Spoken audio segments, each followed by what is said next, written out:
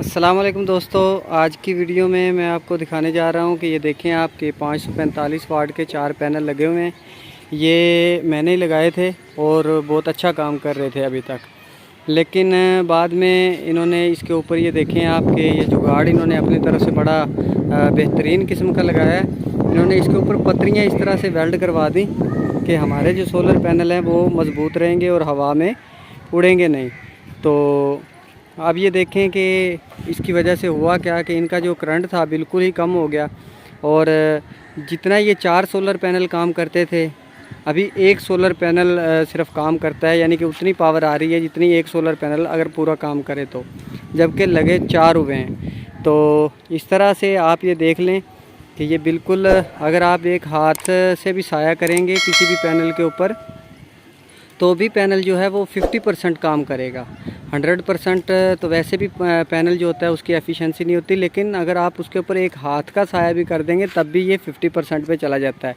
तो जब इतनी पतरियाँ इस तरह से इसके ऊपर वेल्ड करवा के इन्होंने ये इस तरह से लगवा दी हैं, जबकि ये देखें आप यहाँ पे मैंने ऑलरेडी इसको रबल बोल्ट से अच्छी तरह टाइट किया हुआ था, लेकिन पता नहीं क्यों इन्होंने ये काम करवाया। और अभी देखें अब हम इनको उतारेंगे तो ये करंट जो है ना बिल्कुल बेहतरीन किस्म का ये दोबारा से अपना काम करेंगी। आपकी मालूमात के लिए बता दूं कि ये 4 पैनल हैं 545 वाट के। फ्रोनस का जो है नीचे इन्वर्टर लगा हुआ है और ये 4 पैनल हैं, इनके हमने सीरीज़ में कनेक्शन किए हुए हैं टोटल, और इसके लिए 6 mm की जो है वायर वो हमने इस्तेमाल की है। तो नीचे जाके मैं आपको दिखा देता हूँ। असल में इन्होंने अभी उसकी जगह को चेंज किया है, घर की तोड़ फोड़ चल रही है। ये देखें आप, पहले ये सिस्टम वहाँ पे लगा हुआ था, इसके नीचे वाला जो इन्वर्टर वगैरह वो हमने बैटरियाँ उतार के अभी इस साइड पे लेके आए हैं।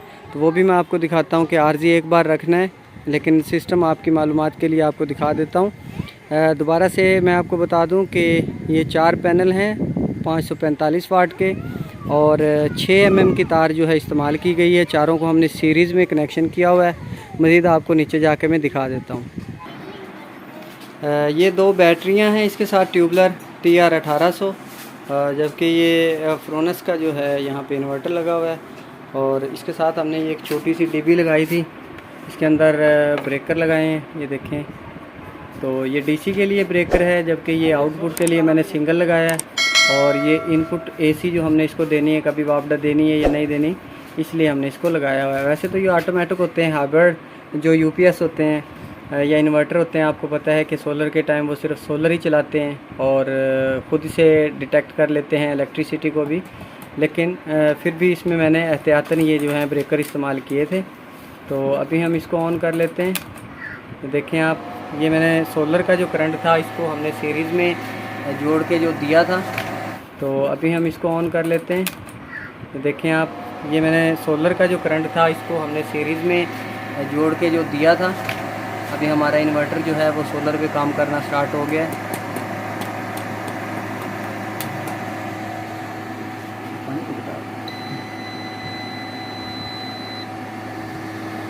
अब ये देखें हमारी बैटरी जो है वो सोलर पे चार्जिंग स्टार्ट हो चुकी है। वापडा मैंने अभी इसको नहीं दिया।